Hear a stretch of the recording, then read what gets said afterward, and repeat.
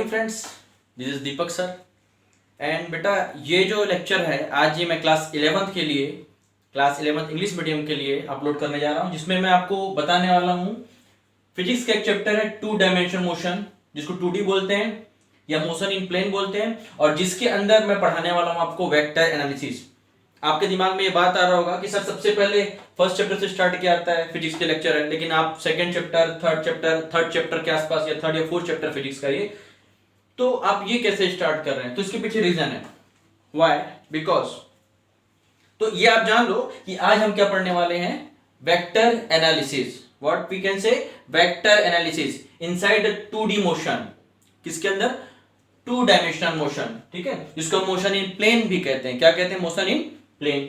चलो अब इसके पीछे की कहानी मैं आपको बता रहा हूं यार, कि क्यों मैं ये चैप्टर स्टार्ट कर रहा हूं। जब हम क्लास 9th और 10th में थे, ध्यान दीजिएगा, जब आप क्लास 9th 8th 10th में रहे होगे, 8 9 10, तो उस समय आप कभी कभी फॉर्मूले पढ़ते थे कि वेलोसिटी, और वेलोसिटी के ऊपर आप ऐसा पढ़ते थे, एक एरो लगा होता था, velocity is equal to displacement upon time.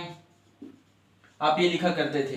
कभी कभी ये एरो बना, कभी कभी एरो नहीं है, कभी कभी किसी किसी बुक में एरो लगा होता था, ठीक है। आप लोग कभी पढ़े होंगे scalar quantity, vector quantity, but ये एक्चुअली है क्या, सुनिएगा।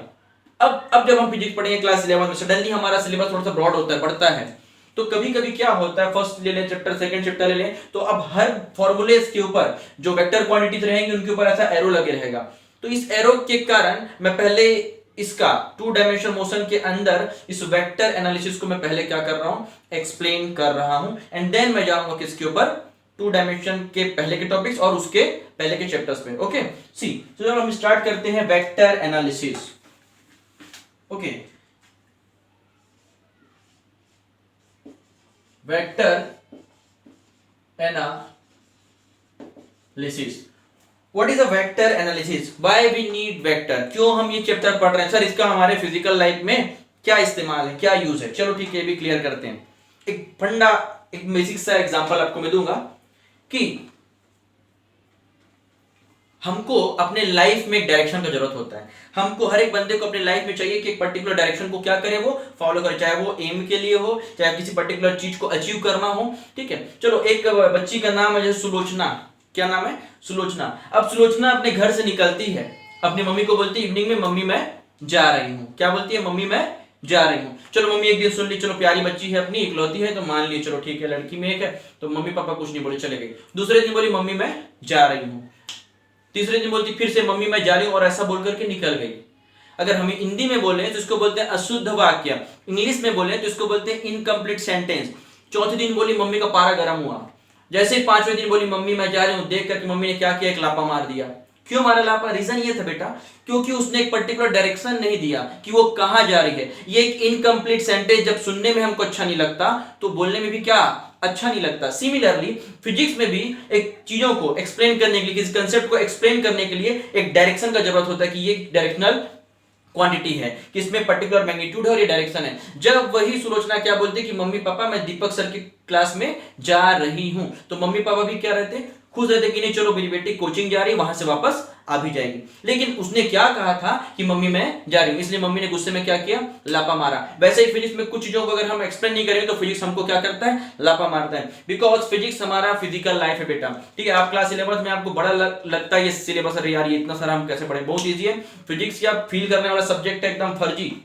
फर्जी बोलने से यार एकदम लॉलीपॉप है, आराम से निकलेगा। देखते जाओ, बस वीडियो को लाइक शेयर कमेंट करते रहना, मेरे साथ चलते रहो, बहुत मजा आने वाला है फिजिक्स में। ओके, सी, तो आज हम पढ़ते हैं वेक्टर एनालिसिस, ठीक है। वेक्टर एनालिसिस से पहले अब मैं कुछ चीजें आपको बता दूं।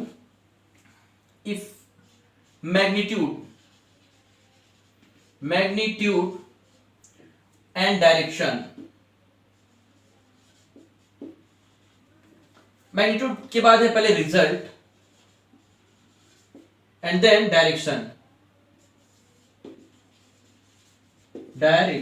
ओके, सी, अब इफ आई से, सपोज की बात है, क्यों इनकम्प्लीट सेंटेंस और क्यों ये वेक्टर हम पढ़ रहे हैं। इफ आई से 8, क्या बोलोगे, अरे यार सर आप तो अपना बर्थडे बता रहे हो यार, हैं बर्थडे बता रहा हूं, ऐसे कैसे मालूम? तुमको मालूम है तो बता दिए, लेकिन सडनली अगर मैं किसी बच्चे के सामने लिखता हूं 8, तो वो सोचेगा, बोलेगा सर आप क्या कर रहे हो, ये मैथ्स का नंबर है। क्या है ये? मैथ्स का नंबर है, लेकिन मेरे दिमाग में चल रहा है कि मैं तो इनको पैसे के बारे में बता रहा हूं। मैं क्या बोला, मैंने लिखा 8, बताओ ये क्या है। आप बोलोगे सर ये मैथ्स का एक नंबर है, ये आप सोच रहे हो क्योंकि आपके अंदर ये सिंपल नंबर है, लेकिन मैं सोच रहा हूं मेरे बच्चे मेरे को रिप्लाई करेंगे कि क्या है ये सर, रुपए के बारे में बता रहे हैं। लेकिन गलत बेटा, ये था। लेकिन जैसे ही मैंने क्या किया, इसके साथ में ये लगा दिया, तुरंत दिमाग में क्लिक किया कि यार 8 रुपीज, सर पैसे के रुपए के बारे में बता रहे हैं। सर क्या कर रहे हैं, रुपए पैसे के बारे में हमको एक्सप्लेन कर रहे हैं। जहां 8 बेटा जो होता है वो मैग्नीट्यूड होता है, 8 को हम क्या बोलते हैं, मैग्नीट्यूड। और जैसे ही मैंने ये सिंबल बनाया, इससे आपको मालूम चला रिजल्ट। इससे क्या मालूम चला आपको, रिजल्ट। जैसे कि मेरा नाम है दीपक साहू, ठीक है। अगर मैंने सिर्फ दीपक कहा, अगर कोई दीपक नाम करके इंडिया में खोजे कि दीपक के पास जाना है, दीपक के साथ जाना है, लाखों दीपक नाम के लड़के आपको मिल जाएंगे। इज इट क्लियर, ठीक है। लेकिन आपको यह बोला जाएगा कि दीपक साहू यूट्यूब चैनल में उनका फलाना है, ठिकाना, आधार कार्ड नंबर इतना, और ये नंबर वो इतना, ये एड्रेस, ये गली, ये फलाना, एंड सो ऑन। जब पूरा बायोडाटा निकाल करके, that is the result. Biodata क्या था तुम्हारा, रिजल्ट, ठीक है। अगर मैं सिर्फ दीपक लिखूं तो आपको समझ नहीं आएगा, लेकिन मैं साहू बताने के बाद ये बताऊंगा कि इसका नेशनलिटी इंडियन है, ये फलाना है, ठिकाना, इससे मालूम चलता है। जैसे मैं दीपक साहू बोलता हूं, आपको समझ आएगा कि सर क्या है, इंडियन है, हिंदू है, ठीक है। जैसे मैंने दीपक खान लिखा, सपोज की बात, तो आपको समझ ये तो मुस्लिम है। जैसे मैंने दीपक जॉन लिखा, आपको समझ आएगा दीपक सर क्या है, क्रिश्चियन है, ठीक है। लेकिन मैं ना हिंदू, ना मुस्लिम, ना सिख, ना ईसाई, कुछ नहीं हूं। मेरा कोई जात धर्म नहीं है, मेरा एक धर्म है इंसानियत, और ये दूसरा धर्म है पढ़ाना। ओके सी, तो इस तरीके से मैग्नीट्यूड, रिजल्ट और डायरेक्शन को मैं आपको बता रहा हूं, ये चीजें होती है मैग्नीट्यूड। इफ आई से 8, आपको समझ नहीं आएगा कि सर क्या लिख रहे हैं, तो सिर्फ मैग्नीट्यूड को बता रहे हैं, ठीक है। लेकिन जैसे मैंने डिग्री सेंटीग्रेड लिखा, आपके दिमाग में तुरंत क्लिक करेगा और आप जान जाओगे कि सर किसके बारे में बात कर रहे हैं, टेम्परेचर के बारे में। सर किसके बारे में बात कर रहे हैं, टेम्परेचर के बारे में। इस तरीके से बेटा फिजिक्स में भी हमको कुछ चीजों को क्या करना रहता है, डायरेक्शन के साथ रिप्रेजेंट करना रहता है। जैसे कि मैंने कहा 3 देन किलोमीटर पर सेकेंड, 3 किलोमीटर पर सेकेंड। अब मैंने लिखा 3 लिखा, that is a magnitude. Okay चलो सर समझ आ गया, किलोमीटर पर सेकेंड समझ आ गया, स्पीड है या वेलोसिटी है, डजंट मैटर। अगर वेलोसिटी बता रहा हूं किलोमीटर पर सेकंड में, तो मैं ये भी बताऊंगा कहां से कहां तक, नॉर्थ से साउथ डायरेक्शन, ठीक है, नॉर्थ से साउथ। तो ये क्या हुआ, मैग्नीट्यूड, किलोमीटर पर सेकंड रिजल्ट, और ये उसका हो गया डायरेक्शन। तो कभी कभी जब आप फिजिक्स पढ़ते हैं, तो फिजिक्स पढ़ते समय आपको कुछ चीजों को एक्सप्लेन करने के लिए, उसमें मैग्नीट्यूड, रिजल्ट और डायरेक्शन तीनों को क्या करना पड़ता है, रिप्रेजेंट करना पड़ता है, ठीक है। अगर मैंने दीपक कहा, समझ नहीं आया। जैसे मैंने दीपक साहू बोला, साहू मेरा रिजल्ट था कि मैं हिंदू हूं। मैंने दीपक खान कहा, खान मेरा रिजल्ट था कि मैं मुस्लिम हूं। मैंने कहा दीपक जॉन, और जॉन कहा, जॉन सुनते ही आपको मालूम चल गया कि सर क्या है, ईसाई है। दैट इज आपको पूरा कंप्लीट क्या मिल जाता है मेरे बारे में, इंफॉर्मेशन मिलता है। सी, इसी तरीके से जब आप फिजिक्स में आते हो बेटा, तो फिजिक्स के इस चैप्टर में, हालांकि इस चैप्टर में नहीं, पहले चैप्टर से हम स्टार्ट कर रहे थे ये वेक्टर का सिंबल लगाना, ठीक है। सो ये इसलिए हमारे दैनिक जीवन में, हमारे डेली लाइफ में हम इसका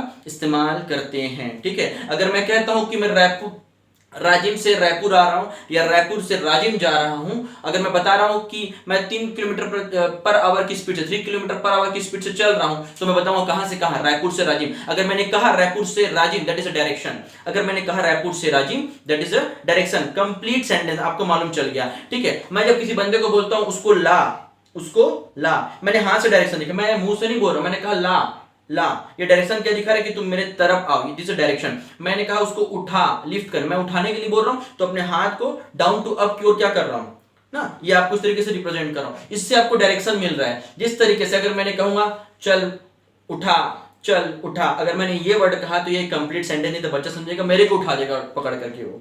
लेकिन अगर मैंने कहता हूं बेटा चलो इस टेबल को उठाओ या उस बेंच को उठाओ, तो मैं जब ऐसा बोलता हूं तो बच्चे को डायरेक्शन मिलता है। और यही डायरेक्शन हमको अपने लाइफ में भी चाहिए बेटा। और अगर हम डायरेक्शन अपने लाइफ का सही रखेंगे तो कंफर्म है हमारे जो गोल्स होते हैं हम उसको इजीली अचीव कर पाएंगे। तो ये क्लियर हो गया क्यों हम वेक्टर एनालिसिस पढ़ रहे हैं और क्यों इसका इस्तेमाल कर रहे हैं। पूरा 2D 3D बोलने से जितना भी साइंस बना हुआ है, स्पेस साइंस, ठीक है, उसी पर बेस्ड है, वेक्टर एनालिसिस पर, ठीक है। आगे बढ़ते हैं, आपको समझ आ गया क्या है मैग्नीट्यूड, क्या है डायरेक्शन और क्या है रिजल्ट, ठीक है। सो सब फर्स्ट ऑफ ऑल ये वेक्टर क्या है, symbol of vector. First of all symbol of vector या sign of vector, sign of vector v to the power r लिख रहा हूं, दैट इज अ वेक्टर, ठीक है। मैं बहुत शॉर्ट टर्म्स मारता हूं, आप नोट्स में कंप्लीट लिखेंगे जो भी मैं बोलूंगा, ठीक है। एंड मैं स्टेटमेंट बोल रहा हूं sign of vector. A vector is represented by the sign of arrow. A vector is represented by the sign of arrow. Like that. ठीक है, जहां पर बेटा अगर मैं लिखता हूं A और B, सो A इसका इनिशियल पॉइंट होगा जहां से स्टार्ट हुआ, और B उसका एंड पॉइंट को एंड नहीं बोल सकते, ये उधर की ओर जा रहा है डायरेक्शन के साथ, तो मैं इसको क्या पढ़ूंगा, पढ़ने के समय क्या बोलूंगा कि वेक्टर ए बी। अगर मैं ऐसा बोल रहा हूं और अगर मैं वेक्टर नहीं बोलता और मैं ऐसा लिखता हूं कि वेक्टर ए बी, तो ये एरो लगा दूंगा। तो इस तरीके से हम वेक्टर को रिप्रेजेंट करते हैं, जहां इसको हम लोग क्या बोलते हैं, टेल, और इसको बोलते हैं हेड। जहां से स्टार्ट होता है वहां पर टेल होता है और जहां पर खत्म होता है वहां पर हेड होता है। कोई दिक्कत किसी को? होगा भी नहीं, ठीक है। सो ये हो गया टेल टू हेड, ये हो गया हमारा वेक्टर का सिंबल। आगे बढ़े, ठीक है। आप पॉज कर करके सारे डेफिनेशंस वगैरह लिखते रहिएगा ताकि आपको समझ आए और आप अपने नोट्स अच्छे से बना पाओ। Come to the next point, vector आ गया समझ सर। अब ये वेक्टर क्वांटिटीज क्या हैं, फिर आते हैं वेक्टर क्वांटिटीज।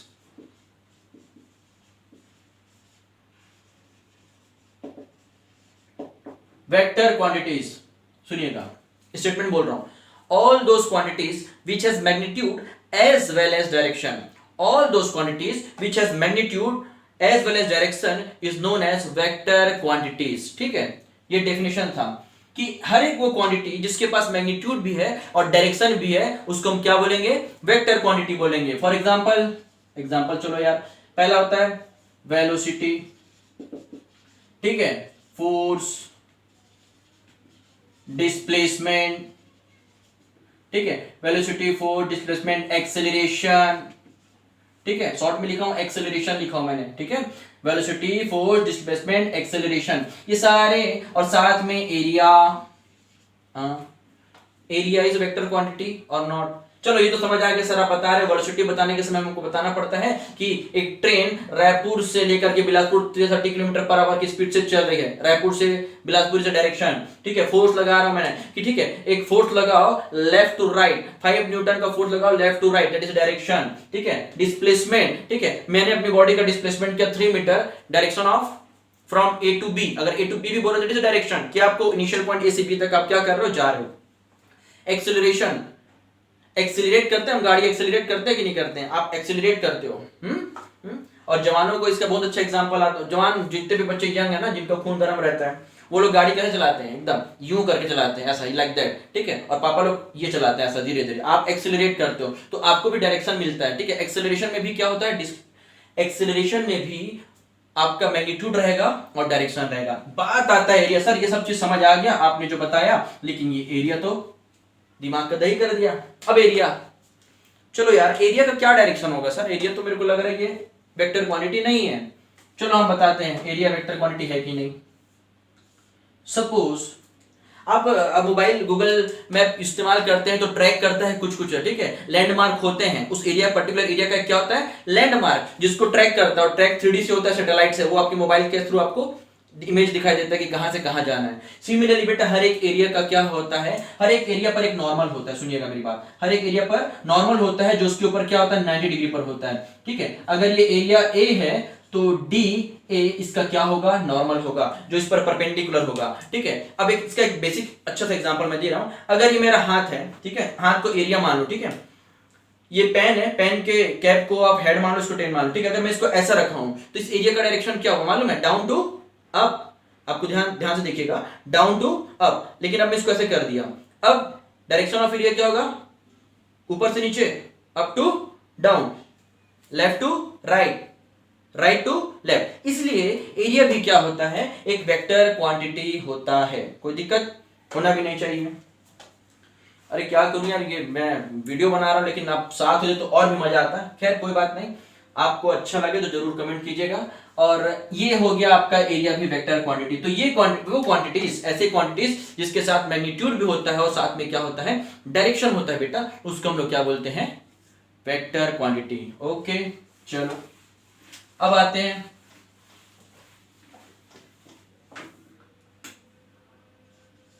सेकेंड है, ये वेक्टर हो गया। अब स्केलर क्वांटिटी पे आते हैं।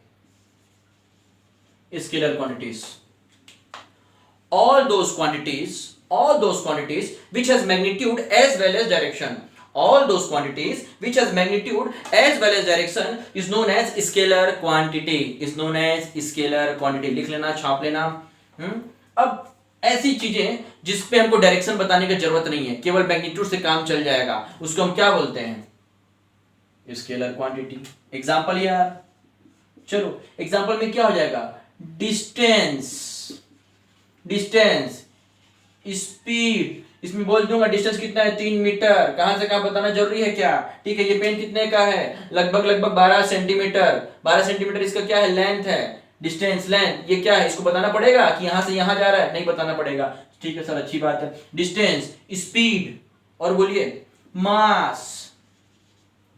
हाँ, और बोलो सर, और कुछ बताओ, कुछ तो नया बताओ। डिस्टेंस हो गया, स्पीड हो गया, मास हो गया, टेम्परेचर, टेम्परेचर मैं शॉर्ट फॉर्म लिख रहा हूं, आप नहीं लिखेंगे, नोट्स में कंप्लीट लिखना अगर आपको दिख रहा है। टेम्परेचर, अगर मैंने कहा टेम्परेचर, तो ये टेम्परेचर अगर मैं बॉडी को बोलता हूँ मेरी बॉडी का टेम्परेचर 35 डिग्री सेंटीग्रेड है फ्रॉम रायपुर टू बिलासपुर, ये अच्छा लगेगा बोलने में? बिल्कुल नहीं। अरे भाई, चाहे मैं यहाँ पे रहूं, चाहे मैं इंडिया पे रहूं, अगर मेरा मास, अगर मेरा वेट है 40 केजी है, तो 40 केजी इन इंडिया, ये बताना जरूरी नहीं कि 40 केजी। डॉक्टर पूछता है कितना वेट है तुम्हारा, चलो चलो खड़े हो जाओ मशीन पर, 40 केजी बोलते हैं। अब मैं अमेरिका जाऊंगा तो ये बोलूंगा क्या? I am 40 KG from India to America? No.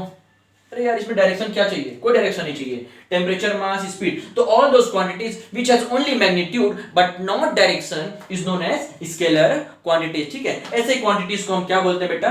Scalar quantities कहते हैं। कोई दिक्कत होना भी नहीं चाहिए। और भी बहुत से एग्जांपल हैं। अब आगे बढ़ते हैं। ये हो गया वेक्टर हो गया, ये हो गया स्केलर हो गया। ठीक है, आगे बढ़ते हैं बेटा।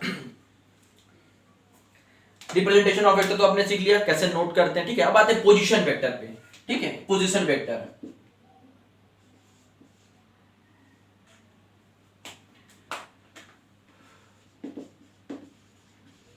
अब ये पोजीशन वेक्टर क्या होता है सुनिएगा। मेरा पोजीशन कहां पर है? मेरा पोजीशन कहां पर? मैं बोलूंगा कि एक्स एक्सिस से उतना और वाई एक्सिस से इतने डिस्टेंस पर मैं हूं। रायपुर कहां पर है? रायपुर छत्तीसगढ़ में, उसकी राजधानी है। जगदलपुर से इतने डिस्टेंस पर है और रायगढ़ से इतने डिस्टेंस पर है। Like that. आप क्या बताते हो? आप अपना घर कहां पर है बोलते हो। कोई बोला आपका घर कहां पर है, आपका पोजीशन कहां पर है, बोलोगे मेरा घर ये sector number 3, street number 2, house number फलाना, एंड देन ठिकाना, एंड सो ऑन। इस तरीके से आप क्या करते हो? अपने आप को पोजीशन को बताते हो। सिमिलरली पोजीशन वेक्टर जब हम पढ़ते हैं फिजिक्स में, तो बेटा इसको एक्सिस के साथ रिप्रेजेंट करते हैं। अगर ये एक्स और वाई एक्सिस है, एक्स और वाई एक्सिस है, तो मैंने कहा कि यहां से यहां तक, ठीक है, ये पॉइंट P है जिसके कोऑर्डिनेट सपोज एक्स और वाई हैं। ध्यान दीजिएगा, इसके कोऑर्डिनेट क्या है? एक्स और वाई। आप पढ़े होंगे चीजों को। ठीक है, तो ये जो है ना R, वेक्टर R को हम लोग किससे रिप्रेजेंट करते हैं? पोजीशन वेक्टर के साथ। किससे रिप्रेजेंट करेंगे? पोजीशन और वेक्टर के साथ। कोई दिक्कत किसी को होना भी नहीं चाहिए। सी देखिएगा, अब मैं बोल सकता हूं कि चिड़िया उड़, कहां उड़, कितने दूर पे उड़। देखो, अगर यहां पर एक कार है, ठीक है, BMW लेंगे कभी, आप भी लेना हम भी लेंगे। अगर ये BMW खड़ी है, तुम्हारी कार कहां पर है? ठीक है, बोलना शर्मा किराना दुकान के सामने और बंगाली हेयर ट्रेडर्स के पीछे, जो भी हो। तो अब इसको आप एक्सप्लेन कर सकते हो एक्सिस के रिस्पेक्ट में कि मेरा पोजीशन यार इससे इतने डिस्टेंस पर है, इससे इतने डिस्टेंस पर है। ओपी मेरा पोजीशन वेक्टर। अब मैं क्या लिखूंगा? Vector R equals to vector of OP।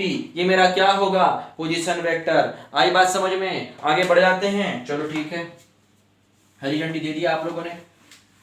अब आते हैं डिस्प्लेसमेंट वेक्टर। किस पर आएंगे? डिस्प्लेसमेंट वेक्टर पर। ठीक है,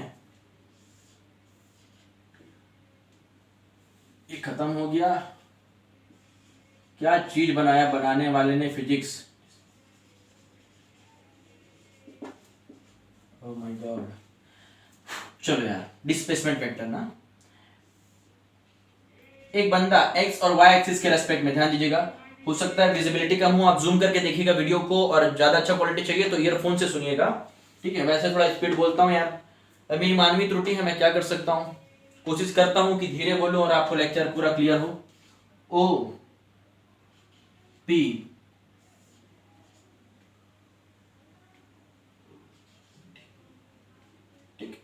यहां से यहां तक और यहां से यहां तक, ये पॉइंट्स हैं, ये एरो दिखा रहा है। ये ओपी पोजीशन हो गया और ये ओडी पोजीशन हो गया। अब सुनिएगा, अब ये डिस्प्लेसमेंट वेक्टर क्या हो गया? एक बार ऑब्जेक्ट ओ से पी तक ट्रेवल किया, एक बार ओ से डी तक आया, ठीक है। तो इसकी जो डिस्प्लेसमेंट है एक्चुअली में कैसे रिप्रेजेंट करेंगे हम, ये हो जाएगा तुम्हारा displacement vector, displacement vector. DP को मैं क्या बोलूंगा या पीडी को क्या बोलूंगा, displacement vector. It's our displacement vector, इसको बोलते हैं हम displacement. Shortest path covered by the body is known as displacement. देखो मैं ये सब चीजें स्किप किया हुआ पढ़ाऊंगा बेटा, इसके बाद जस्ट इसके बाद मैं आपको पढ़ाऊंगा, डोंट वरी, बहुत इजी है, मजा आएगा पढ़ने में। इरेज कर दें इसको, ओके। ये हो गया आपका displacement vector. Come to the next, अब आते हैं हम लोग को टाइप्स ऑफ वेक्टर पे। पोलर वेक्टर एक और एक्सियल वेक्टर और होता है, एक पोलर वेक्टर होता है और एक एक्सियल वेक्टर होता है। वैसे तो बहुत सारे वेक्टर हैं यार, 13 to 14 15 वेक्टर हैं। कुछ वेक्टर्स हैं जो आप बुक से भी पढ़ सकते हो, बट कोशिश मैं कर रहा हूं मैक्सिमम डेटा आपको यहीं पर लेक्चर में मैं प्रोवाइड कर दूं, जो बहुत ज्यादा काम आने वाले हैं, ध्यान दीजिएगा, ठीक है। टाइप्स ऑफ वेक्टर पे आते हैं।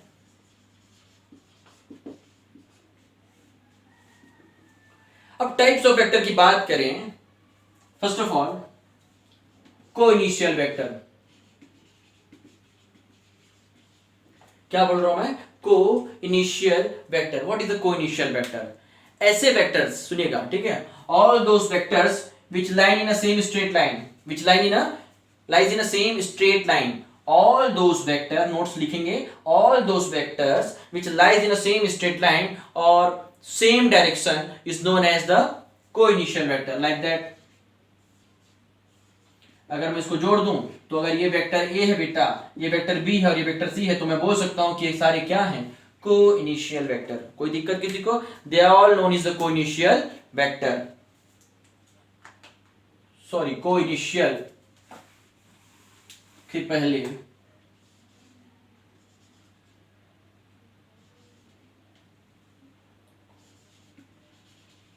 Collinear vector, sorry my mistake, collinear vector.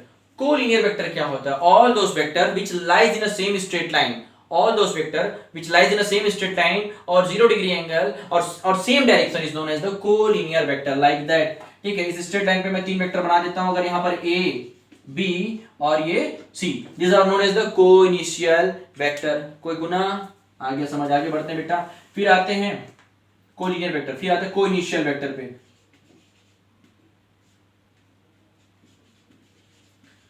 Co-initial vector, all those vectors which originate from same point, pause करके आप डेफिनेशन लिखिएगा, all those vector which originate from same point is known as the co-initial vector, like that।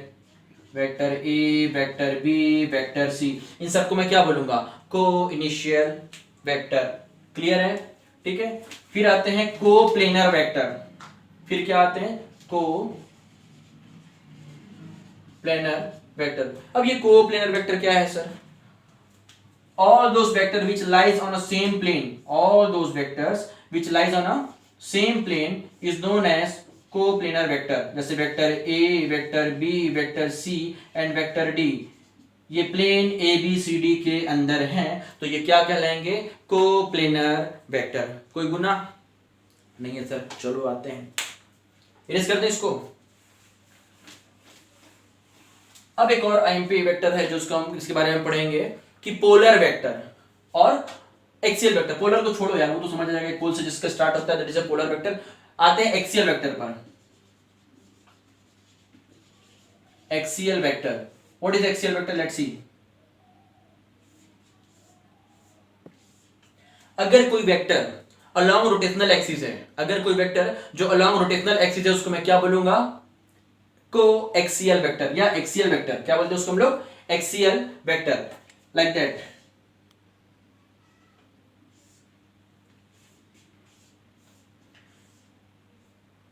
ये rotational axis के along है, ठीक है। अब ये इनका डायरेक्शन कैसे देखेंगे आप, ध्यान दीजिएगा। अगर आप थंब ऊपर करते हैं तो ये फिंगर आपको कैसा दिखाई दे रहा है, एंटी क्लॉकवाइज। अगर वेक्टर का डायरेक्शन अपवर्ड है तो ये क्या हो जाएगा, एंटी क्लॉकवाइज। अगर ऐसा कर लीजिए, अगर वेक्टर का डायरेक्शन, आपके थंब का डायरेक्शन नीचे है तो क्लॉकवाइज, ठीक है। ये होगा आपका axial vector. The vector which is represent by the along any rotational axis is known as the axial vector. कोई दिक्कत यहां तक? चलो ये भी समझ आ गया, ठीक। आगे बढ़ते हैं टाइप्स ऑफ वेक्टर में, ये भी और आगे बढ़ते हैं। नेक्स्ट है, आप नंबर देख लेना कौन सा को, बेटा मैं तो भूल गया हूं। नेक्स्ट वेक्टर आता है आपका mod of vector. Mod of vector, सुनिएगा ये मॉड ऑफ वेक्टर क्या है। किसी भी वेक्टर का मॉड, सुनना मेरी बात ध्यान से, कोई भी वेक्टर हमेशा जब उसका मॉड निकालते हैं वो उसके मैग्नीट्यूड और लेंथ को रिप्रेजेंट करता है, ठीक है। A vector which represent the length और magnitude of vector of a given vector is known as the mod of vector. इसको हम लोग मॉड्यूलस भी बोलते हैं। क्या बोलते हैं? Modulus of vector. सुनिएगा, मॉड ऑफ वेक्टर बोलूं या मॉड्यूलस बोलूं, दोनों मतलब सेम है बेटा।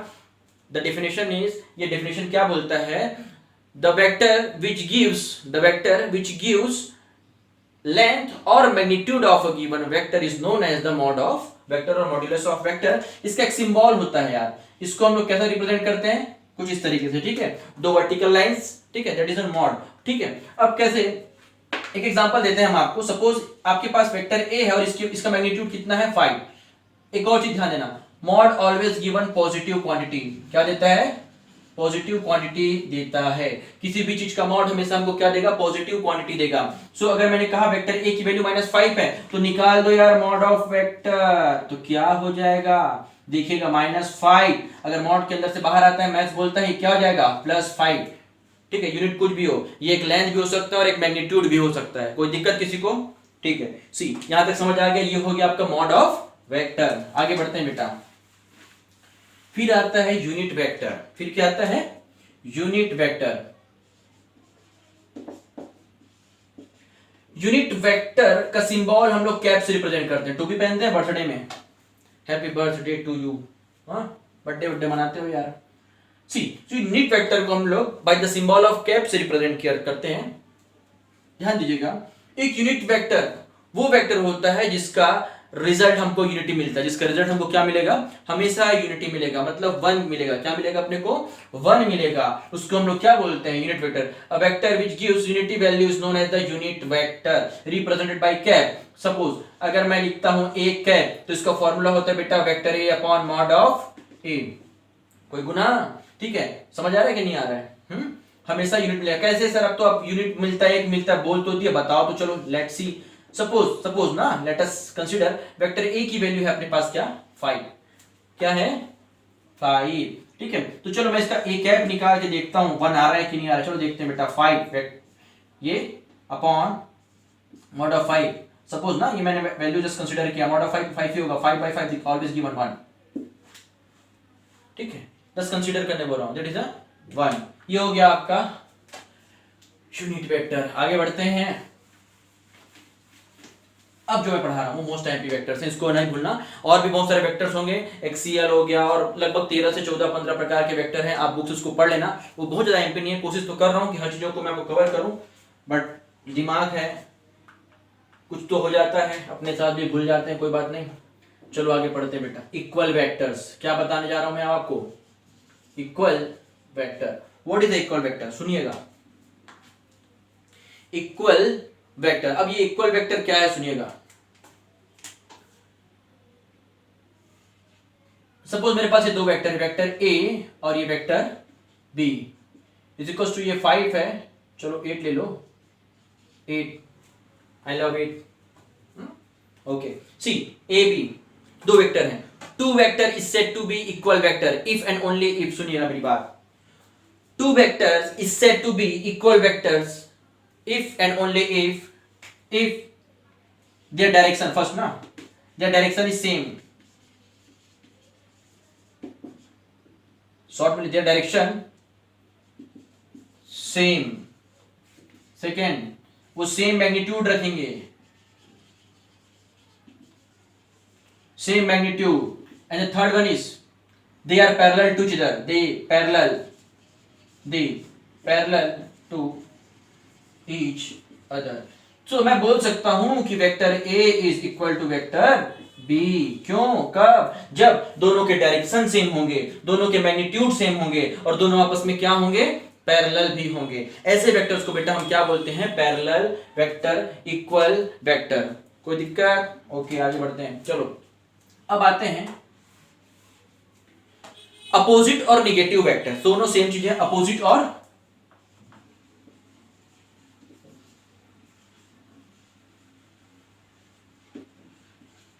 देखो यार मेरा कर्सिव थोड़ा सा हाई क्वालिटी का है, तो आप कोशिश करना मैं जो बोल रहा हूँ उसको सुन करके लिखना, ठीक है।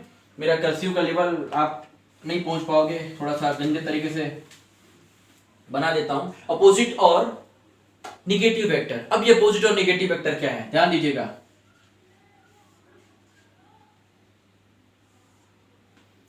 Vector A 8, vector B 8, okay ध्यान देना। वेक्टर ए 8, वेक्टर बी 8, ये दोनों वेक्टर डायरेक्ट मैग्नीट्यूड तो दोनों का सेम है, दोनों आपस में पैरेलल भी हैं, दोनों आपस में पैरेलल भी हैं, लेकिन एक का डायरेक्शन लेफ्ट टू राइट और दूसरे का डायरेक्शन राइट टू लेफ्ट। यही पर बंदा मार खा गया और क्या बन गया, ये अपोजिट वेक्टर। और इसी को हम क्या बोलते हैं बेटा, निगेटिव वेक्टर। दो वेक्टर अपोजिट कब होते हैं, सुनना, जब केवल और केवल उनका डायरेक्शन क्या हो, एक दूसरे के अपोजिट हो। बाकी मैग्नीट्यूड सेम होना चाहिए, दोनों आपस में पैरेलल भी होने चाहिए, ठीक है, लेकिन उनका मैग्नीट्यूड क्या था, उनका डायरेक्शन क्या था, आपस में अपोजिट था। मैं बोल तो सकता हूं कि vector A is equal to vector B, लेकिन निगेटिव साइन के साथ। आया बात समझ?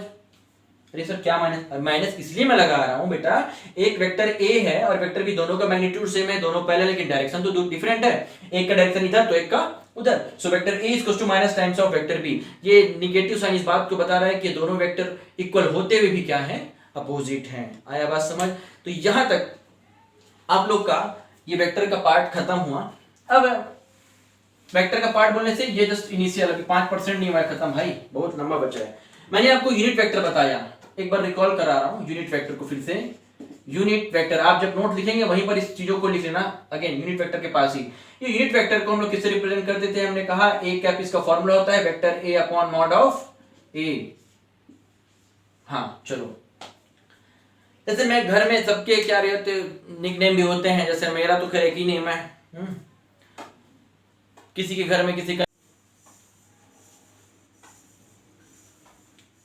सो यूनिट वेक्टर के बारे में छोटा सा एक पार्ट और मैं बता रहा हूं यूनिट वेक्टर का, कि यूनिट वेक्टर, ठीक है, जिसको हम लोग किससे रिप्रेजेंट करते थे, ए कैप से, जिसका फॉर्मूला होता है बेटा A cap equals to vector A upon mod of ए।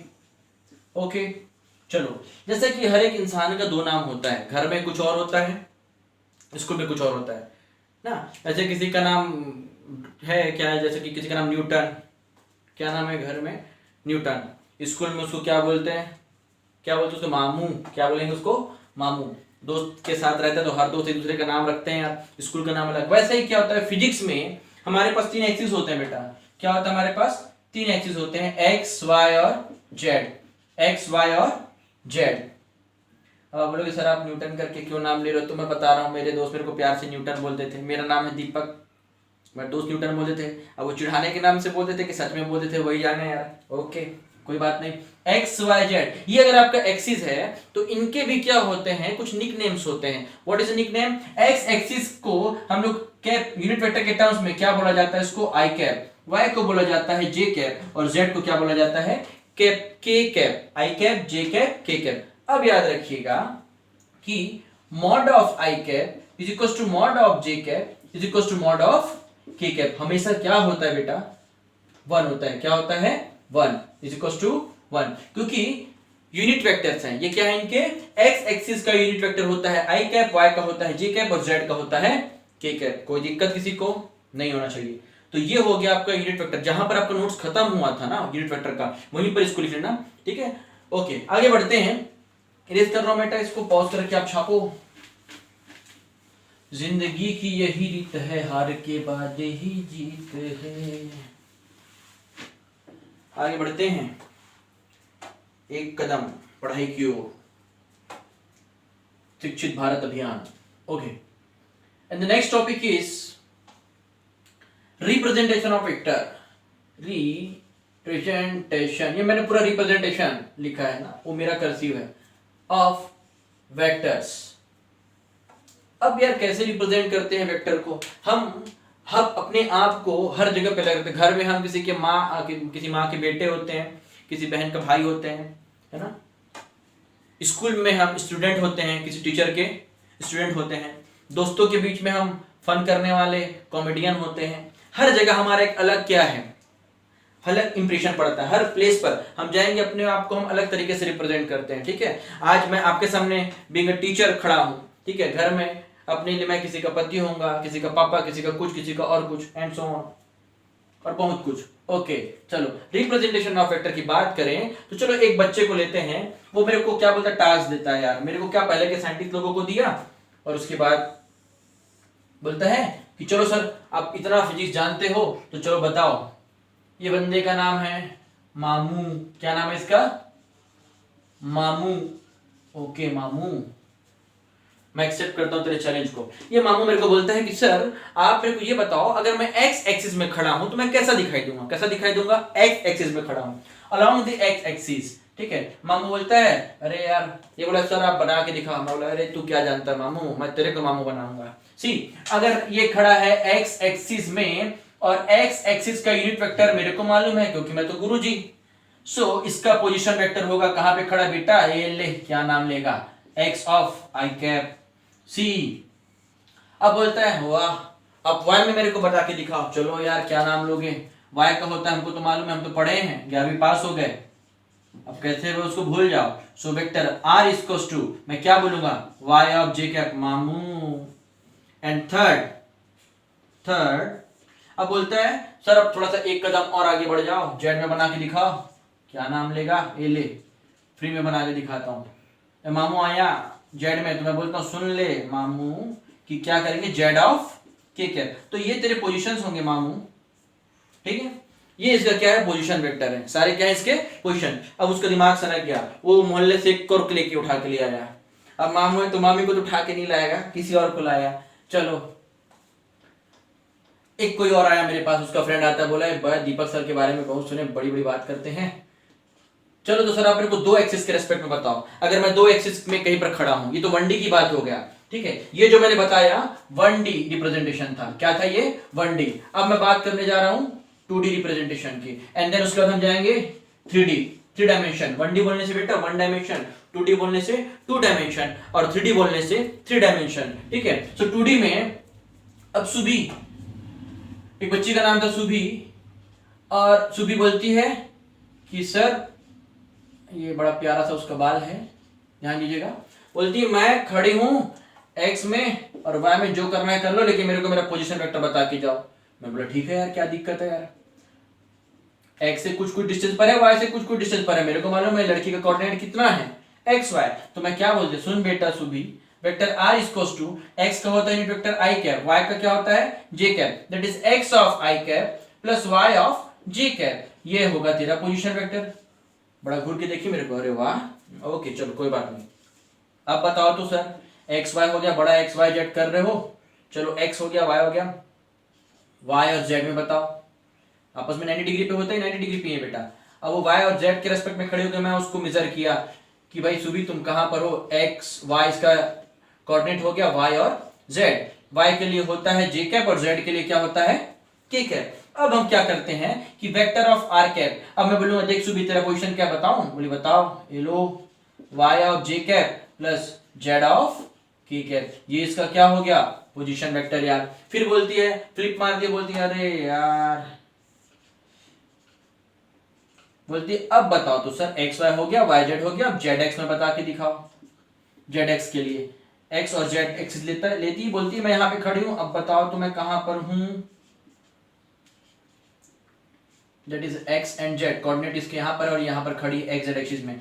तब मैं बोला कि सुन बेटा कि तेरा जो पोजीशन है ना, क्या हो जाएगा मालूम है, X of I cap plus Z of K cap, ये हो गया इनका पोजीशन वेक्टर। एक्स के लिए होता है आई और जेड के लिए होता है तुम्हारे पास के कैप। सो इस तरीके से अगर मैं 2D में, 2 डायमेंशन मोशन में, अगर मैं किसी दो एक्सिस में खड़ा हूं, ये तो जब मैं अगर किसी स्ट्रेट लाइन पे खड़ा था तब उसका रिप्रेजेंटेशन था with respect to X Y और जेड। अगर मैं कहीं पर 2D में आ गया, 2 डायमेंशन में आ गया, ठीक है, क्योंकि हम प्लेन में केवल दो एक्सिस चल सकते हैं, या तो वाई चलो या जेड चलो या एक्स, तीनों परपेंडिकुलर होते हैं यार, तीनों एक्सिस आपस में क्या होते हैं परपेंडिकुलर, एक्स वाई और Z, like X Y Z, okay see. तो इस तरीके से 2D में उसका मैंने क्या कर दिया, रिप्रेजेंटेशन कर दिया, ठीक है। अब इसके बाद आता है आयुष, ये अपने दूसरे फ्रेंड को ले रही है, बहुत फिजिक्स कर रहे हैं सर, अब इसको चलो तो हम लोग थोड़ा सा मामू बनाते हैं। मामू सुभी ये दोनों मिलकर के आयुष को लेकर के आए। किसको लेकर के आए? आयुष को। ठीक है, अब एक आयुष नाम का लड़का था, बोलता है यार कि सर बहुत हो गया, अब मेरे को बताओ तब तो मैं जानू एक्स वाई जेड, ये लो मैं यहाँ पर हूं। कहां पर? यहाँ पे। तू कहीं भी रह भाई, सारे एक्सिस से मैं क्या करूंगा, तेरा डिस्टेंस मेजर करूंगा, और ये फाइनली तुम्हारा क्या होगा, पोजीशन वेक्टर होगा, वेक्टर आर। एक्स के लिए होता है unit vector I cap, Y के लिए होता है जे कैप, जेड के लिए होता है के कैप। उफ, रुला दिए यार। अरे मुझको क्या रुलाओगे? ओ पी, ये उसका कोऑर्डिनेट था एक्स वाई जेड के रेस्पेक्ट में। तब मैं बोलूंगा बेटा सुन Ayush, vector R equals to क्या होता है, X of I cap Y of J cap plus Z of K cap. ये तुम्हारे पोजीशंस वेक्टर होंगे। क्या होंगे? तुम्हारे पोजीशन वेक्टर। आया बात समझ? ठीक है, अब आगे बोलता है, मेरे को टास्क दिया, मैं तो फिजिक्स पढ़ा था, बोलता है कि सर चलो आपका समझ आ गया एक्स आई वाई जी, बहुत देर से एक्स वाई जी में हमको घुमा रहे हो आप। अब बोलता है मेरे को एक टास्क देता है, बोलता है सुनो आप क्या कर दो, इसका मॉड निकाल के बताओ। तो मॉड तो हमको मालूम है, मॉड का सिंबल मॉड होता है, ये इस तरीके का सिंबल होता है मॉड का, पढ़ाया था मैंने आपको। ठीक है, अब क्या करते हैं, मॉड करने के लिए हम क्या करेंगे, आई जे के कोफिशिएंट्स को स्क्वायर करके ऐड कर देंगे बेटा रूट के अंदर। So what we can say X of square Y of square and Z of square, ये हो गया इनका मॉड। ये क्या हो गया इनका मॉड निकालने का तरीका। अब वो और बोलते चलो तो अब मेरा क्या करूं, यूनिट वेक्टर निकाल के दिखाओ सर। चल बे, क्या नाम लेगा, vector R upon mod of R. मैं फिजिक्स पढ़ा बाबा, मुझसे पंगा नहीं। X of I plus Y of J plus Z of K, ज्यादा नहीं तो कुछ तो आता है अपने को फिजिक्स। चलो X square Y square and Z square, कोई गुना होना भी नहीं चाहिए। तो इस तरीके से हम क्या करते हैं, रिप्रेजेंट करते हैं वेक्टर को। It is known as the representation of vector. Pause करो, छापो, मैं इसको इरेज कर रहा हूं क्योंकि लेक्चर बड़ा होने वाला है। मामू सुभी और आयुष का कहानी यहां पर खत्म हुआ, दीपक सर की जुबानी। चलो यार थोड़ा सा और आगे बढ़ते हैं। And the next topic is resolution of vector. क्या बोलना चाह रहा हूं मैं आपको, रीसोल्यूशन ऑफ वेक्टर। किसमें? अब तो 1D 2D 3D तो पढ़ चुके हैं सर, अब क्या पढ़ रहे हैं, अब क्या और रीसोल्यूशन कर लोगे sir? Component resolution, what I am saying, component resolution. ठीक है, कंपोनेंट रीसोल्यूशन। कभी कभी कुछ लोग बहुत ढीठ होते हैं, हठी प्रवृत्ति के। ठीक है, so component resolution of vector, component resolution of vector. What is the meaning of component resolution? चलो तो देखते हैं।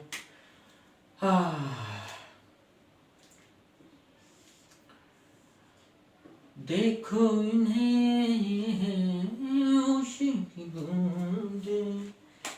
अब एक और एक बच्चा आता है हर्ष करके। कौन आता है? हर्ष। हर्ष बोलता है, वो बहुत बदमाश था, बहुत बदमाश बच्चा था। बोलता है कि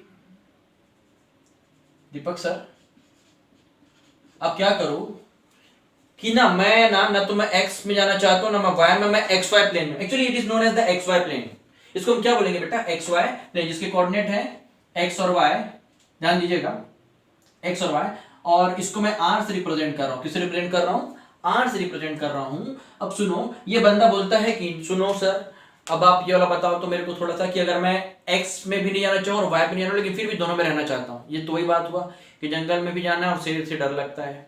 ओके, शेर भी दिखना है, शेर से डर लगता है। वो बोलता है कि मैं यहीं पर रहना चाहता हूँ और यहीं पर रहकर मैं क्या करना चाहता हूँ, एक्स का भी कुछ कुछ होना चाहता हूँ और वाई का भी कुछ कुछ होना चाहता हूँ। मैं बोलता हूँ तू बहुत कुछ होगा। कैसे होगा? ये देख, अगर ये यहां से एंगल थीटा बनाता है, जब भी ऐसा कंडीशन आता है कि किसी भी वेक्टर को हमको स्प्लिट करना है किसी दो एक्सिस के रेस्पेक्ट में, तो एक एक्सिस से हम क्या करते हैं, थीटा एंगल ड्रॉ करते हैं। क्या करते हैं? थीटा एंगल ड्रॉ करते हैं। अब क्या होगा?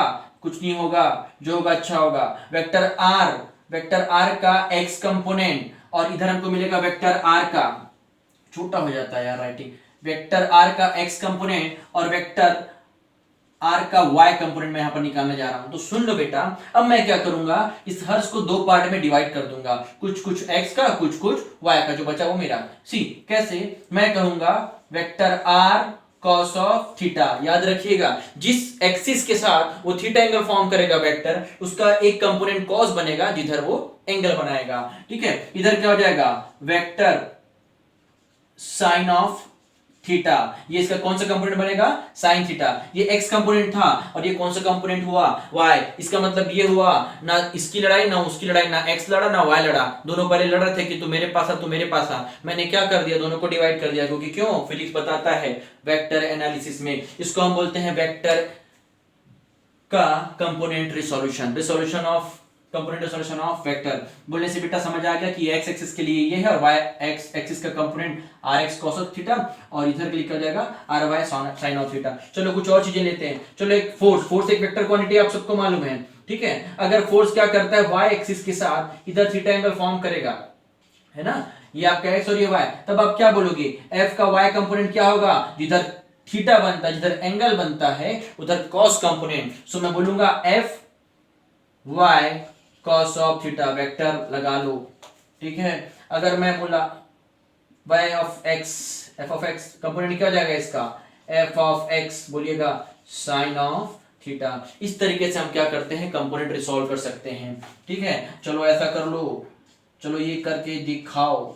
अगर इधर थीटा बनता है, ये आपका x है, ये आपका y है, तब आप क्या बोलोगे यार कि a ऑफ x इसको टू क्या हो जाएगा, x एक्सिस का कंपोनेंट, बोलो बोलो बोलो बोलो क्या होगा, साइन ऑफ थीटा। जिधर एंगल नहीं बनता उधर थीटा, और जिधर एंगल बन गया उधर क्या हो जाएगा, cos of theta and so on. तो इस तरीके से हम सीख गए यार कि कंपोनेंट कैसे रिसॉल्व करते हैं।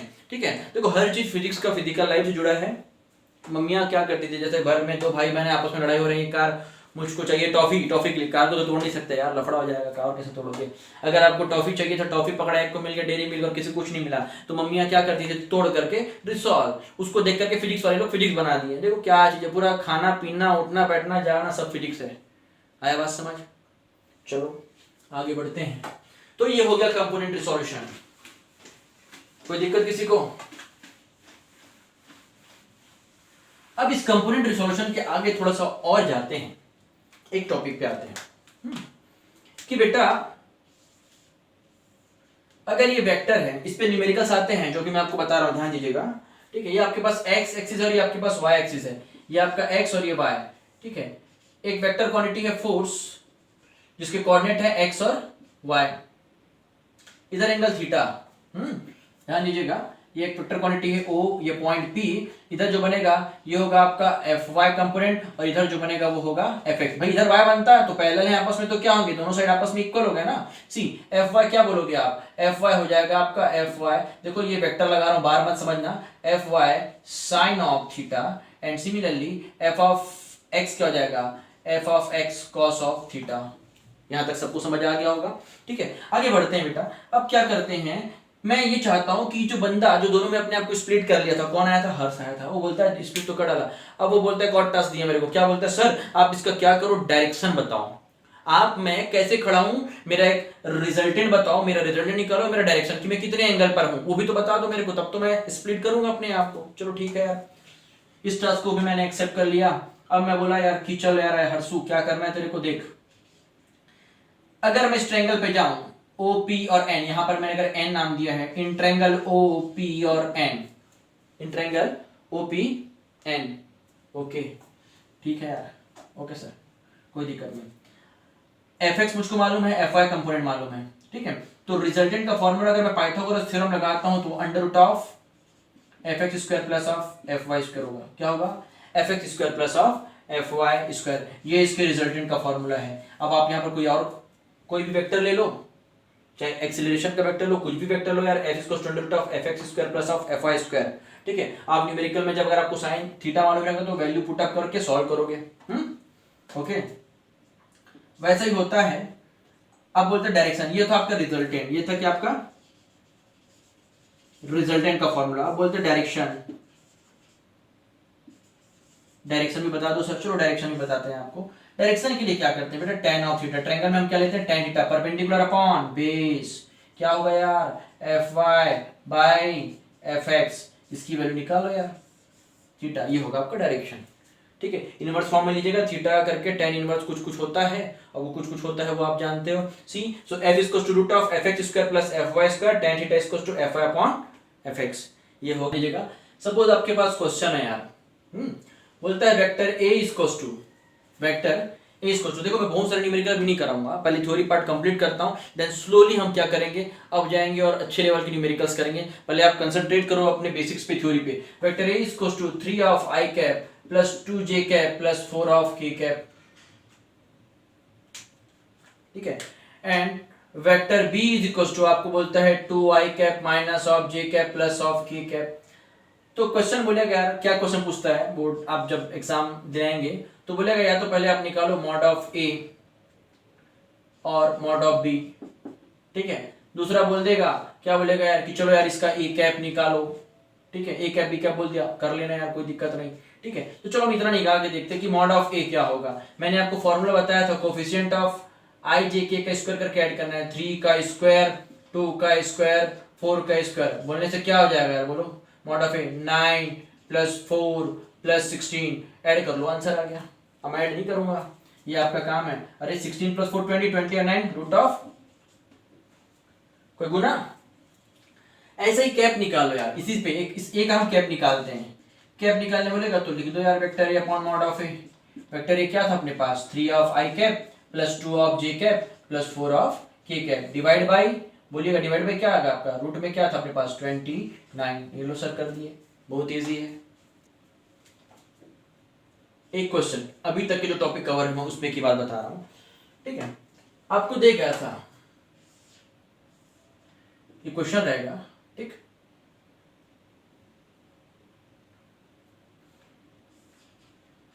एफ आपको फाइंड आउट करना है, जबकि आपको एंगल दे दिया है theta is to 45, theta is to 45,